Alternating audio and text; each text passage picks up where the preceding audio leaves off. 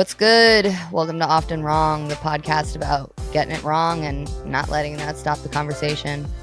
I'm Johnny, and today we're going to be talking about some wrong shit. Hey listeners, thank you so much for joining us again for this episode of Often Wrong. If you are enjoying how this season is rolling out, you can engage further by liking, subscribing, leaving a comment on wherever you listen to your podcast or on our website at carrotimpact.com/oftenwrong. From all of us at Often Wrong, thank you so much, and let's get back into the show. Hi friends, welcome Hello. back to Often Wrong. Here we are. Well, here we are, and you may be asking, who's that little incel in training? It's me, your co-host, Claire Cornetta. And I'm Lisa Nwankwo, as always. And we are diving headfirst into our second What We Got Wrong episode, aren't we? Sure are. Yep. Very excited about it. Here with our favorite drinks. I got an agua mineral. I forgot, and I have a water. Yeah, well, that's what mine is. Yeah. But bubbly. I'm also a minor, so I can't. So true. Yeah. Do I have? I have a little Armagnac as well. So Oh, that's adorable. How that's cute. perfect. Soothes it when I feel that I've gotten something wrong, which I don't know that I did. So Yeah. we'll see. Can neither confirm nor deny. I think first we should kick off this episode by asking, are we wrong about a couple random things? And then we'll get into our breakdown of this last chunk of episodes and talk through what we got wrong, what we overblew, what we didn't focus on enough, etc. Sounds good to me. Great. Okay. So the first thing on my mind, I don't really know where I heard this because I'm not on the internet. So maybe I heard somebody say it in real life, but that doesn't feel correct either because I'm not around that many human beings. So, Incel. oh God. Fuck. Shit. Sorry. Continue. Damn it. Yeah, it's really happening here. Yeah, I'm really making it for myself. I heard somebody saying, I wish I did look a little bit more feminine for this bit, but I heard somebody express concern for how we're saying we're just girls, like, we don't know, we're just a girl, and like obviously it's a, I mean, I don't even know exactly what you would call it, reclamation, but also other things. And I heard whoever this person was express concern that it's going to set women back into like, oh, women are stupid, women are weak, women can't, focus on things. I think that's silly. Yeah. I honestly, it's just like, leave women alone. We can't do anything right. Like, just fix everything else, and then we can talk about how women act. Like, leave me alone. I'm just a girl. I'm just a girl. Yeah, and like, look, I will say this. I understand for those who have lived through very different times than we have, even though these times are somewhat bleak. But like, previously where like women you were not taken seriously the second you walked into any professional setting because you were a woman, whereas I'm not taken seriously the second I walk into a space because I look like this. So would we consider that discrimination, Lisa? I don't know. Maybe. I feel like little boys have rights too, so maybe not in the office. Maybe not. Just kidding. We don't have an office. Yeah, no office. But yeah, I like get where the concern is coming from, but I generally agree with you. It's just like, let's leave well enough alone, and like, because it's also so similar to I'm Just a Girl by No Doubt, which is an iconic song and maybe a feminist anthem. Not an endorsement of Gwen Stefani, however, but that song still slaps to this day. Yes, it does. I listened to it yesterday and I was like, exactly. Yeah. Exactly. And it's like, yeah, I don't know. It feels like reclamation to me. And I think as long as you're not bringing others down with your language. Like, if I was using it in a condescending context towards other people, not saying it about like myself or ourselves, Mm-hmm. sure, Yeah. but leave well enough alone. Right. Yeah, Let that's us my have a take. good time. Let us have I little agree. jokes. I agree. It helps. It makes us feel better, kind of. Well, the one I wanted to wonder about, or that I am wondering about today, disclaimer, I do have my period right now. So I say that because I don't 100% trust the feelings that I'm having right now, but I also do not want to 100% discount them because they Mm, are mine. So yes. Yes. and I was just thinking about this podcast where, like, all of a sudden yesterday, I'm just like, oh, like, I think we know a lot about social justice and social impact and can be very hopeful. And maybe it's hopeful isn't even the word, but it's just kind of like you can see the road ahead and what has to happen and kind of what is already happening. And I think that's really useful. But then there's other times when it just feels like, ugh, what is this? And I just like wanted to acknowledge that because it's like it's not as simple as like understanding um all of the topics we've talked about, revolution, suffering, gay rights, like all of those things are really useful, but I think we would be remiss to not also mention that feeling, just like the general sense of like sadness about the truth of what's happening right now is also super valid. And maybe, and how do you like hold both of those things at the same time without letting, because I feel like inaction is definitely the wrong thing to do at any time. But Hmm. it's also like, yeah, just being able to like honor your experience and acknowledging that you can see forward and you can organize and you can build community and you can do all of these things, but you can also be sad while you do that. Yeah.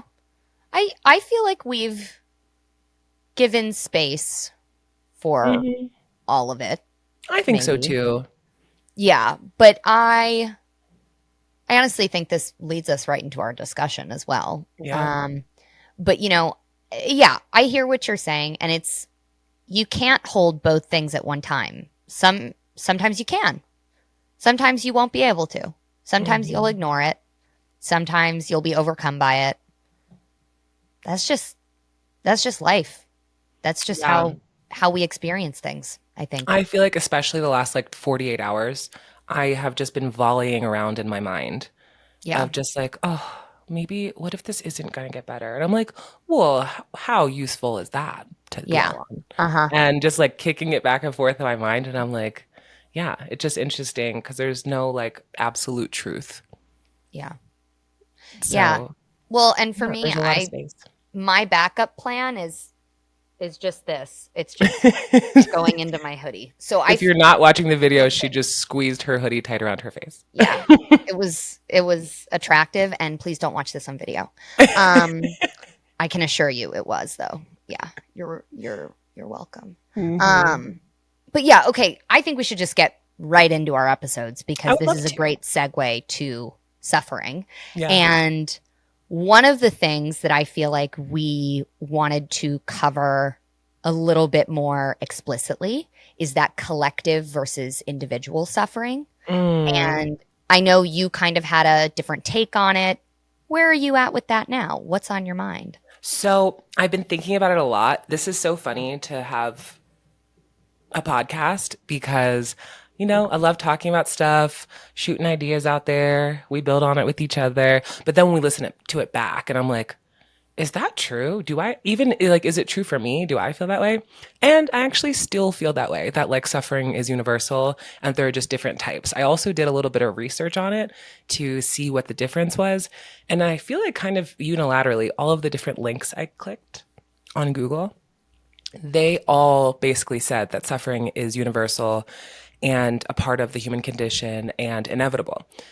So I thought that was interesting. But then there was one piece I saw from Buddhism that was talking about these three types of suffering, which is the suffering of suffering, which is like physical or emotional pain, the suffering of change when you're like not willing to let things change, and then just the suffering of existence, which is literally what it sounds like.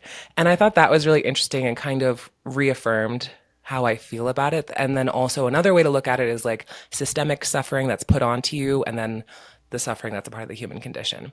Mm. So I think that brings up like a larger question, and that I want to talk about later. But I'll just say it now that there this has come up in so many episodes since the beginning of this podcast, where language is like, well, no, you can't say it's everything. You can't say everything's grief. You can't say everything's suffering. And I want to unpack that a little bit, because I think that's really causes a little bit of complications when you try to describe the world and what language you use. But I think for the purposes of talking about the suffering episode, I still think that suffering is all the same, even if it's not. If that makes sense. Yes. I go back to my quote, which is not my quote. It is Dr. Kristen Neff's quote, that all suffering is not the same, but all suffering is worthy of compassion.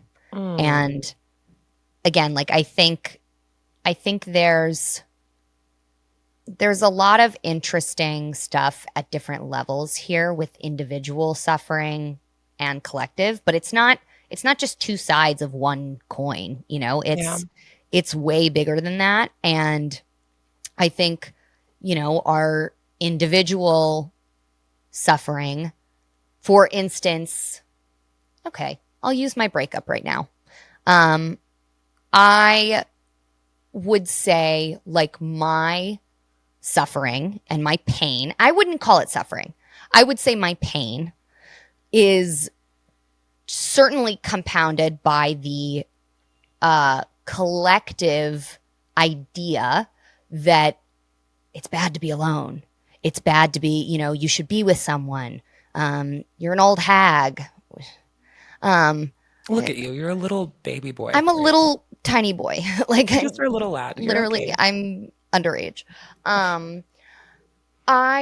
It's interesting to have that experience because like I'm not considering my own pain in the context of larger like movements and how things are unfolding, you know, but like I think that does impact how I perceive, you know, the success or failure of a relationship, which I've mostly gotten past. But that to me is there's definitely stuff that's already been put on. And I'm like, oh, loneliness, is that suffering? Which I don't think it is. I think it can be. But for me, no. And I'm not lonely. But if I am, this you know. reminds me of something that happened when this was honestly one of like my big aha moments Yeah. with other people my freshman year of college. Because I think I mentioned in the suffering episode that, like, you know, I had been through this and that, and I had a lot of people in my high school who had it, and it made me feel really lonely. Like, Yeah. oh, I'm just like, my life is the worst, and it's so sad, and no one else has this. And it made me feel bad.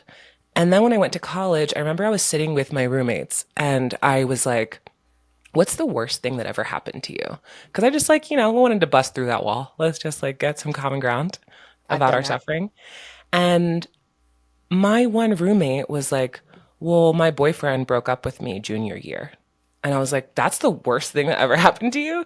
And I was just like staring at her. And then I feel like over weeks, I started realizing, and I'm like, oh, your worst thing is the worst thing in the context, in your context. So I think that if it's like, that's the worst thing that's ever happened to you, it can feel as heavy as anything that I have been through, which could be quote unquote worse, Mhm. maybe to Yeah. who it doesn't, I don't know. But Yeah. it's just like, it's all kind of the same thing. And then also one time when I was 19, I was in treatment for an eating disorder. And we had this like trauma track, and we all like people who had like traumatic experiences were in this like separate group. And there were a couple of people in there, and like their stories were so regular to me. And I don't mean that to be like disrespectful to their stories, but like when I heard them, I was like, huh. And that was like the next level of it where it was like, oh, it was enough. You were traumatized by this regular thing. And you can't really like Mm, compare them in that way because things hit the way that they hit. It doesn't matter if it's like, yeah, maybe you never had your arm blown off by a mine, but you've felt suffering and you felt pain and you wouldn't, there's no context to even really compare the two if you've never been through everything that's ever happened, you know? yep. Yep. So I think about Definitely. that a lot. And I think that's really helpful for just empathy. And also what we were talking about in that episode of like, it's just acknowledging each other and being with each other Yep. while we Absolutely. have this universal experience, even if they're not all about the same thing. Yep. Absolutely. Yeah, I think I have a question that I've been Mm. wondering Yes. with suffering. And I think it brings back grief also. Mm. Um, and it goes to the ideas of like community. But what would it look like if we treated grief or, probably just grief, um, like we treat celebration, which is with community, space, ceremony, time. Like we allow this space for happy things and like what we perceive as successful things, but we don't for arguably also like grief. I don't know if grief is always transitional. I don't know if suffering is always transitional, but a lot of times it is, and so are celebrations usually. It marks a transition. So if we were to treat those things, and I know there, and I'm speaking particularly as an American in American culture. I know in other places, they do treat like death, for instance, as a celebration Hmm. of transition. But yeah, I've been wondering like how things would be different if that's how we approached it. I kind of think that's happening. And this does happen in the US Mm, too. Like a lot of Black Americans, if you know of like a repass, which is a part of like a funeral schedule of events, which that is usually like a lot of dancing is happening, a lot of good food, it's a party. Um, and then I don't know, I've been noticing too, like this quote that's been going around for a long time that's like talking about like joy as an act of resistance. And I think it got misinterpreted for a while where people were like, I'm gonna party tonight because joy is an act of resistance. And like, sure, maybe. But I think more so of just like, how do we build back around mm, the loss? How do we now, like the same way, like if speaking about like a person who is gone, how do we rebuild our community around this loss? Like, mm, or or keeping it still around this person, even though they're not here, but in like adjusting it in a different way. And I think that might be truer to what that quote meant. interesting. Interesting. Yeah. And I've been seeing it more. Like, yeah, there's so many things. I feel like, yeah, there's just so many ways. Like even you'll see them at protests, you'll see like community aid, just like different things where people are really starting to look to each other Mm, instead of looking only at like despair and suffering. yeah. Yeah. That's really interesting. Just positive. Hmm.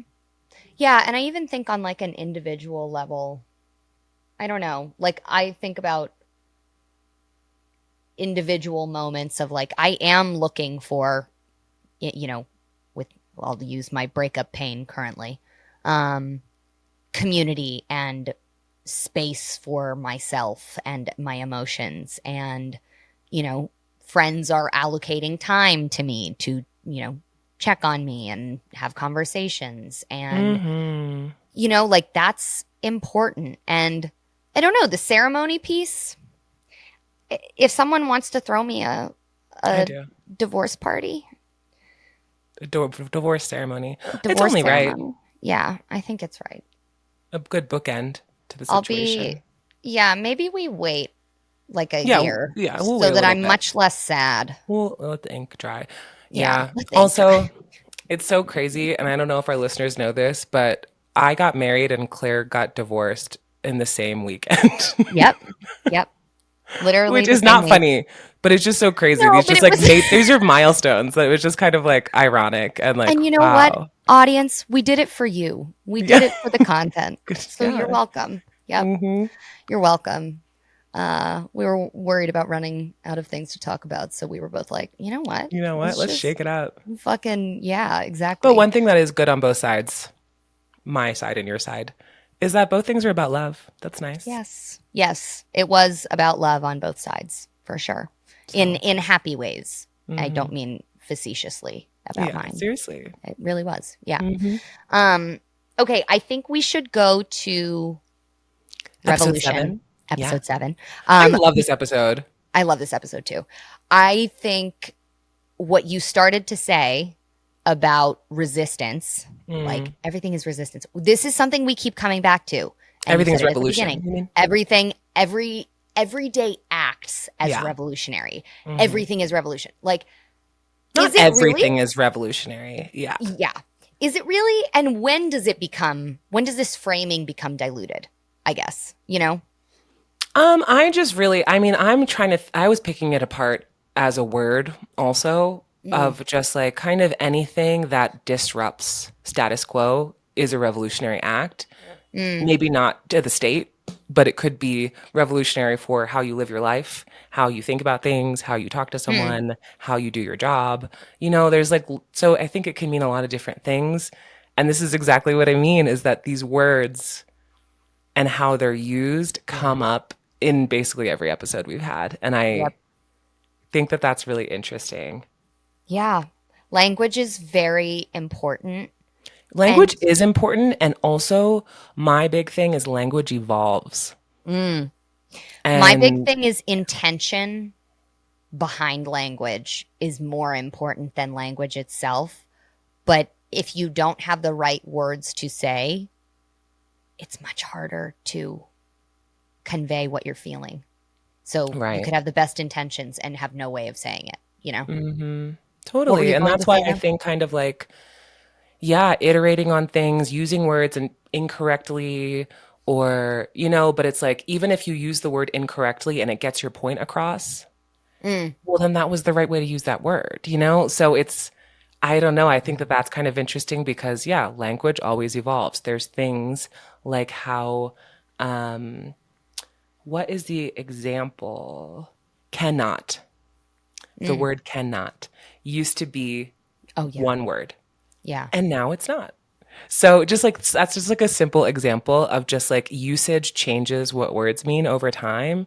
And I think something like, if it's like we really need to pick apart like is everything suffering? Yeah, maybe it is. And maybe we need to come up with new words to describe the different things. Mm, mm. Is it Interesting. better to separate all of us from the jump and be like, Hmm. no, you don't know suffering. This is suffering. Or is it better to let the Venn diagram happen and then have the offshoots happen as well and just Yeah. like develop more because we do need more. There's not enough words to describe everything yet, I Yeah. don't think, in the English language.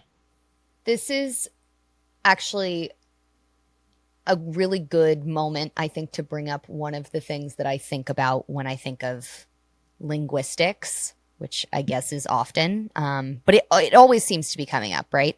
But the English language is extremely noun heavy. I Mm. think it's something like 70 plus percent of all words in the English language are nouns, Oh, I didn't know which that.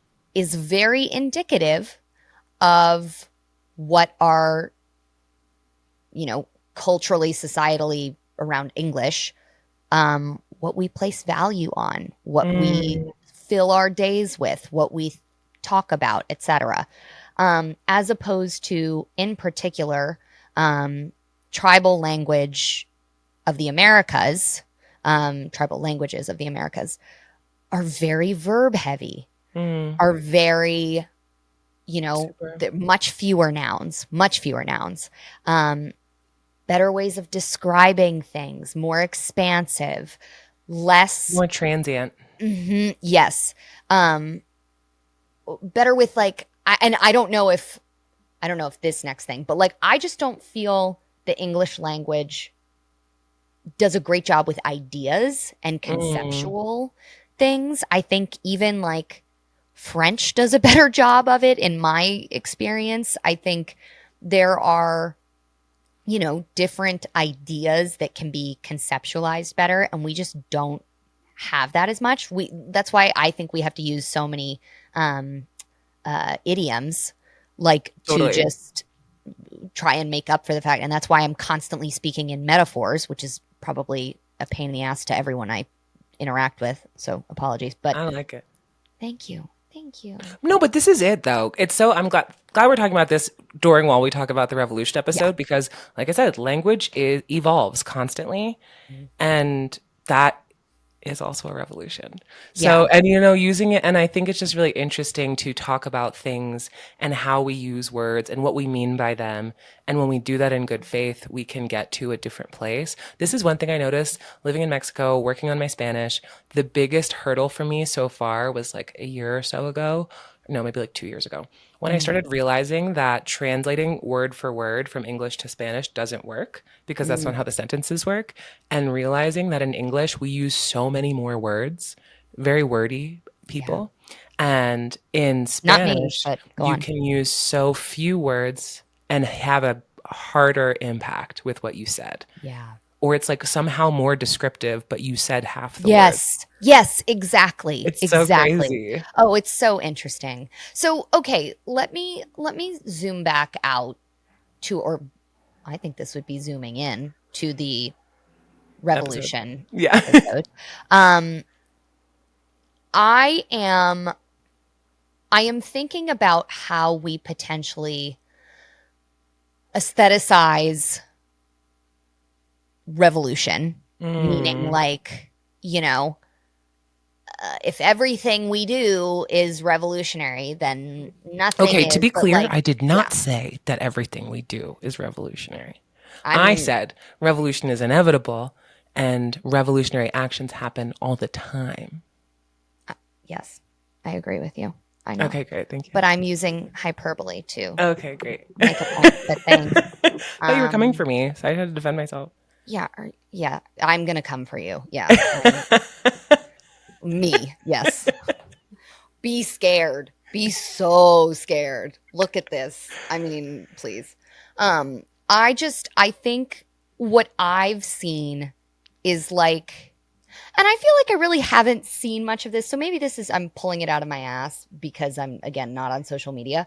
But I just feel like it doesn't, like, small acts matter, and like taking care of yourself matters. And there are times when self care is revolutionary, like when the system doesn't want you to be, Mm. sure. However, I think I don't know what value we get relating it to revolution. And I just, again, I feel like this keeps coming back. We need better words to be more expansive, and we I don't think I can need help to with feel that. the need. Yeah. Actually, of thinking about something like self-care as being revolutionary. I think, I mean, maybe I'm biased, but I don't think I am. I think this is actually what it was intended to be about. It's supposed to be about black people. Yes. Right. And so I think sometimes white people will say it and you're just like, I mean, girl, I guess, but I don't know Right. if that's necessarily Exactly. it. Like, because it's Exactly. like this like thing of like taking care of yourself, prioritizing your joy is because you have not been allowed to do that before. So that is revolutionary, being like, actually, no. Yep. Actually, I am going to sit here. I am going to do this. And Yep. I don't care what you think about it. So it's not there. It's not the same across the board. In some instances, it will be. But yeah, I think Yeah. that's something that Exactly. I notice a lot, Yep. especially lately on social media. Yeah.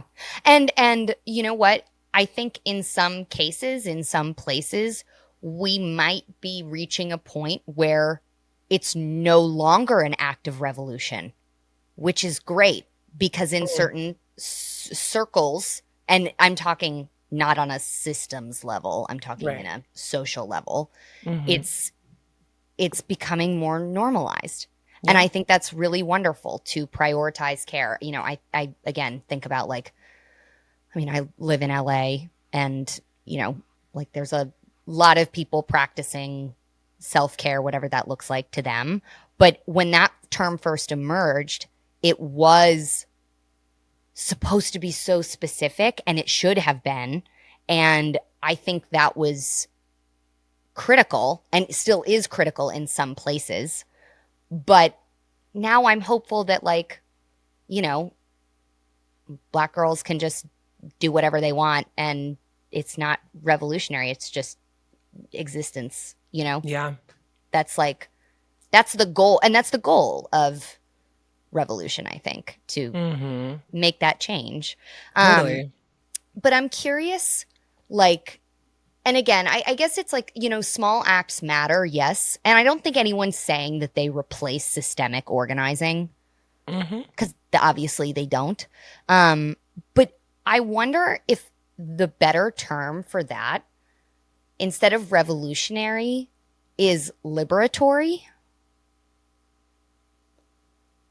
because it gives space for personal action without really co-opting the scale of collective struggle, collective action. Because again, I feel like, I don't know. And this is coming from a place of curiosity, but No, it this is feels my more thinking phase. liberatory. I love your I think thinking maybe face. those are two different things. Mm, Because sometimes, like a revolutionary act or even like a goal of a revolution is long term liberation, yeah. but it's not step one or maybe even two or maybe even three. Yeah. Yeah.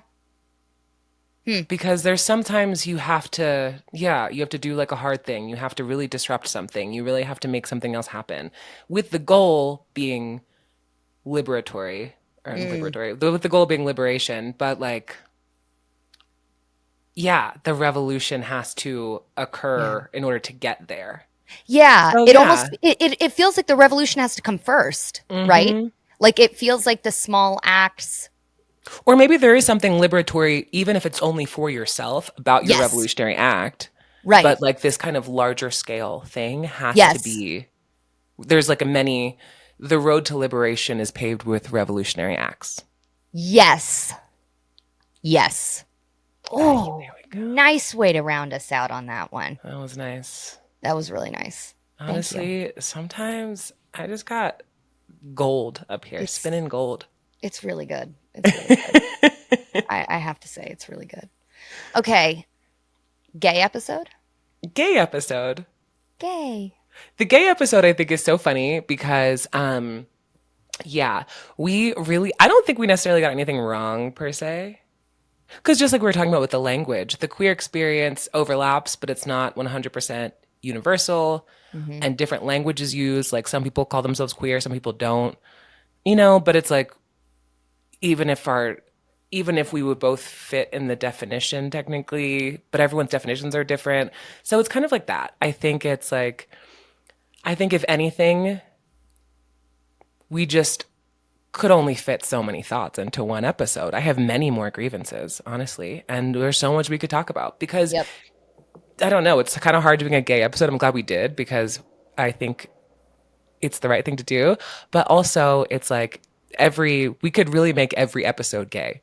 Let's talk about I think revolution we will. as gays. And you know, like it's like all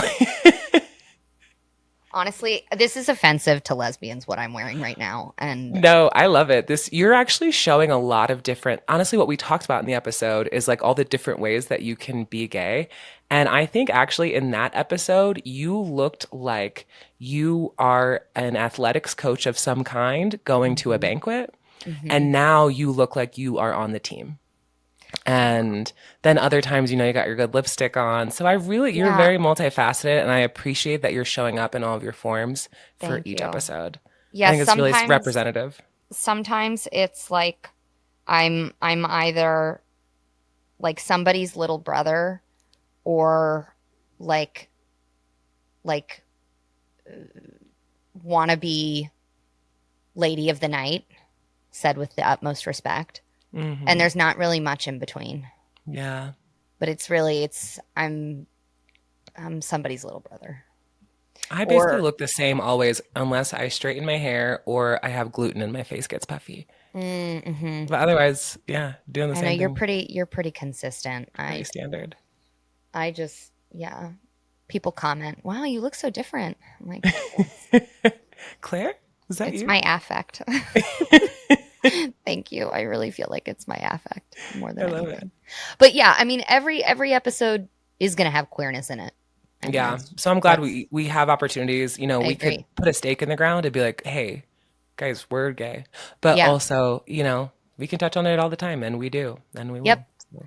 And and I think We this talk about our frustration with transphobia in almost every episode, which is because great. it's really fucking frustrating. Yeah, It's and it really fits fucking everywhere. frustrating. It fits. It really does. Um, but I think this also reaches into our siloing episode So already. true. Oh, also, okay, a thought that I had is that the Mm. gay episode followed by the siloing issues episode is really interesting because there's such a problem with siloing in the gay community.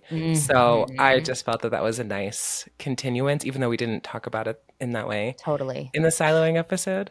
I want to at some point I want to talk about how all these episodes we've done Oh my God, yeah. are connected. Let's talk about the siloing issue first and then Okay. let's talk about that. But Or, yeah, I mean, every episode we've done is an maybe argument we wait against till the end of silos. the season and then draw the Ooh. line. That Yeah. could be cool. Yeah, but even also like the 4 episodes that we are reviewing today. Yeah, they Um, all go together. yeah, it's and every episode we've done is an argument against silos. Grief, hmm mushrooms for sure, Definitely. mycelium, um, you know, environment, discourse, all of it. Um, and I think one of the things that well, yeah, I'll pause there and say every episode we've done is an argument against silos. Yeah, I think that's really cool. I really appreciate that. And I also think another thing that I've seen, especially in the last 4 episodes, is kind of a general theme of like, oh, everything is everything. All of these things. This is a very like as above, so below example Hmm. repeatedly, where it's like, yeah, we're talking about the government, but we're also talking about you. Yeah. These Yes. internal conflicts you're having is also the one that's in the world. And Yeah. it's important to hit both of them. Yeah. And you know what? Oh my God. I always shout out Lauren Hill, the great. I, everything is everything. I So true. always, that in my head, but maybe the reason we cling to the everything is fill in the blank, everything is suffering, everything is grief, everything is revolutionary. Like maybe we cling to that because, and not cling, but like maybe we hold on to that because regardless, it touches the lever that it is actually connected to, you know? Mhm. So while um, me taking a bath might not be revolutionary against capitalism If in you don't a, normally take a bath, it's revolutionary for you it is, but if you're real dirty. it also it can touch on the things that are like, oh hey, it's okay to do that, it's okay to do that, hmm like it's hitting on the other things. So everything is everything, not in a equals kind of way, but in a relational way, Totally. and it Totally agree. all comes together. So with that said, I feel like one thing in this episode that I did not hit as hard as I wanted to is emergence, the idea of Mm, emergence. And I feel like I underexplained emergence. So I would like to use this opportunity to talk about emergence. please do. Thank you. Um, I'm going to anyways because this is all I ever talk about. So what is emergence? Really, Mm, emergence means that complex systems and patterns arise out of simple interactions. So it's not just a theory. It's actually how the world works. That's how everything happens. We have these like micro, little, small interactions that ladder into huge networks and systems and patterns. And that's the world. So, it's how ecosystems function. It's how social movements grow. It's how we heal. It's how power gets distributed. It's, mushrooms in a forest. It's, mutual aid after disasters. It's like it's everything. And it I mean it really is truly everything. It is the way that we relate. But the thing that I think is so important to understand about emergence in these instances, everyone is in relationship to one another. Every idea is in relationship to, or in relation to. I need to figure out the correct way to say that. But it's the opposite of siloed thinking. And so it's not about, power. It's not about, it's about how everything is related. Yeah, And which is a good tie to our first episode about discourse and the dialectic and building off of each other. yes, exactly. And so I know I mentioned Adrienne Marie Brown, who really popularized the idea of emergence in movement spaces and social impact, but it's really deeply rooted in indigenous cosmology, and how they operate from a place just very naturally of interconnectedness, reciprocity, and fluidity. And reciprocity is a huge one.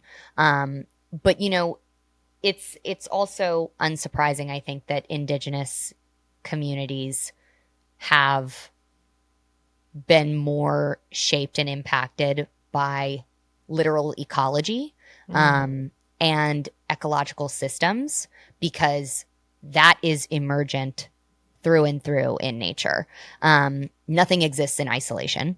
When a species disappears, when something is out of balance, the whole system feels it. And that's true of social systems as well. So it's this very, like, these little things laddering up to these big things. One bad little thing isn't going to throw off the whole thing, but when they grow, we can have a lot of things changing for the worse. So I don't know. I think this is I think it's such an empowering idea to realize, again, like, nothing is happening in a vacuum. Nothing is happening. There are no true silos. They can try to make them, but that's not happening. So I have a lot of thoughts on this, but I'll pause for a moment there. No, I love that. I think this is actually making me think of two different things. One is, the young Luigi Mangione. And how, people, you can agree or disagree with what he did. And that's neither here nor there for the purposes of what I'm about to say. But it changed things. And it was like a piece, it was an action that, like you said, everything exists in relationship with itself and with each other. And so the way that it changed the ways that people were thinking, the way that that moment brought people together who otherwise wouldn't have been aligned, I thought was really interesting. And also, this is making me think about my viral TikTok comment, which now has 27,000 likes on it. And because that was And about, counting. yeah. And like, if you didn't hear about this, this was in a TikTok about Barcelona and how citizens of Barcelona are fighting tourists and saying, like, tourists are the root of all of our problems. You need to get out of here. And I commented and said, fighting other people instead of fighting your government is always the wrong answer. And 27,000 people agree with me, which I thought was really hopeful and made me feel good that, like, oh, something's turning where we're starting to see this. And that's a thing too. It's like, you think that, like, countries are in silos, and they're not. And we are all impacting each other all the time. And I think that's like, I don't know. I think that's another thing to look at, of when you can remove those silos and realize that we're all kind of mirroring each other in different ways, and being like, oh, if in 12 countries everyone all of a sudden is very mad at foreigners, what could that be about? Like, maybe this is a pattern. Maybe this is something else beyond Yes. our own unique experience, and we're all reacting to each other. Yeah, it just, we're all, it, when you remove the walls between things, a new step can appear. Yes. This is also, I'll just say for the record, like, blaming the foreigners, be that immigrants, like, it's the lowest hanging fruit. It really is. Hmm. Because, like, fear of difference, fear of invasion, I don't know that it's innately human, but maybe it is. That's like a But also, you real, would shoot a water cannon at a tourist, but you wouldn't do it at your governor, and that's right. interesting. Yeah. And if we stop asking, how do I fix this one issue? And start asking, what is this a symptom of? Hmm. That's when we start to organize in an emergent way, right? Oh Like, my God, that's what they teach you at treatment. So I totally love that. there we go. God, it's almost like Yeah. I've been through years and years of counseling or something. I don't know. Sober, yeah. Yeah. Wow. No, but really, I mean, it's what is it a symptom of? I think actually, Hmm. I think addiction treatment, which is similar to eating disorder recovery, which is, a lot of So these are similar. Yeah. rooted in very similar things, but a lot of those have great learnings that we can apply to a lot of other areas in the world. Exactly. Very good. Everything is everything, like we Everything is said. everything. Yep. And Follow us, we so, know. yep, yep. The other idea that I want to throw out here is, power systems empower, people empower, industries, etc. Want us to believe that complexity is chaos. Mm. So is, bad, is blah, blah, blah. And look, like the shock and awe of it all, right? That's not complexity, that's confusion. We can't get those mixed up. But they want us to focus on the one thing. They don't want us to look and be able to understand the complexity. But complexity is life. It's interconnectedness. And that's emergence. Yes, that was the correct Oh, I word. love that. That actually answers what I was talking about at the beginning of talking about how to hold hope and despair at the same time. Mm. Mm-hmm. That's such a Yes. good answer to that of like, yeah, complexity is life. Yeah. Everything Complexity can is exist. life. Yeah. Complexity is interconnectedness. It's And not that's chaos. emergence. You don't Yeah. need to find one. There's not Yeah. one answer. It's not bad. It's not necessarily bad. And Hmm. chaos is also not necessarily bad. No. Chaos is natural. Yeah. Um, I think that does bring it pretty full circle. And, I do want to Warms my say, heart. yeah, me too. Over the past few episodes, I mean, I think, we've talked about suffering, revolution, queerness, how issues get siloed, but none of these things are separate. Obviously, we made that point. Hmm. Everything is connected. And the those depending on us treating them as isolated topics and in talking about them the way that we are, I hope we're making it very clear that these are not isolated. Um, you know, we need to see that none of these things are separate. And we build power by talking about them together. They're all emergent patterns. They're all in emergent patterns.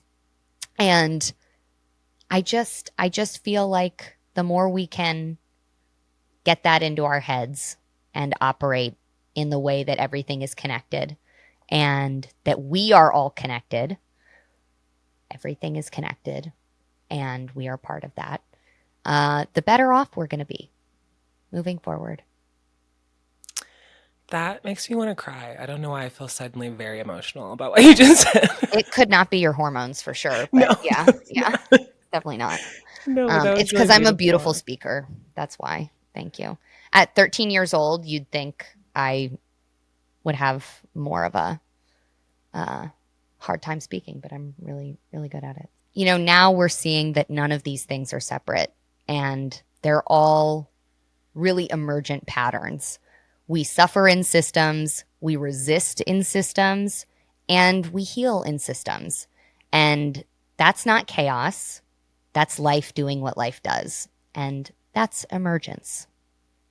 Literally the most beautiful summing up I've ever heard. I feel energized for the weekend and Oh, this is nice. I told you I've been so good. like down the last like 48 hours. And that was such a nice like bow.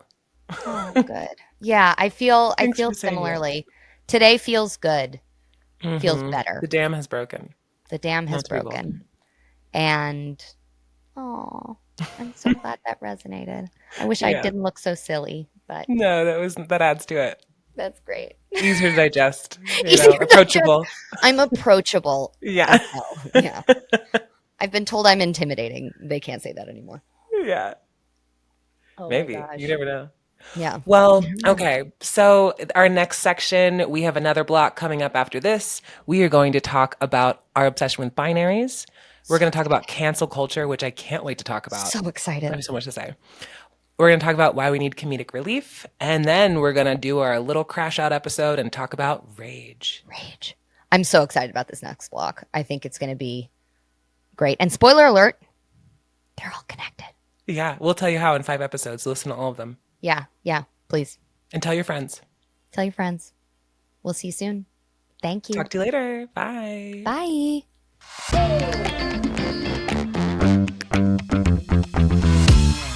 Often Wrong is produced by Lisa Nwankwo, Claire Cornetta, and Joe Abdella. This episode was shot and edited by Joe Abdella. Special thanks to Michael Drummonds. Often Wrong is a Carrot Impact podcast. Go to carrotimpact.com/oftenwrong to learn more.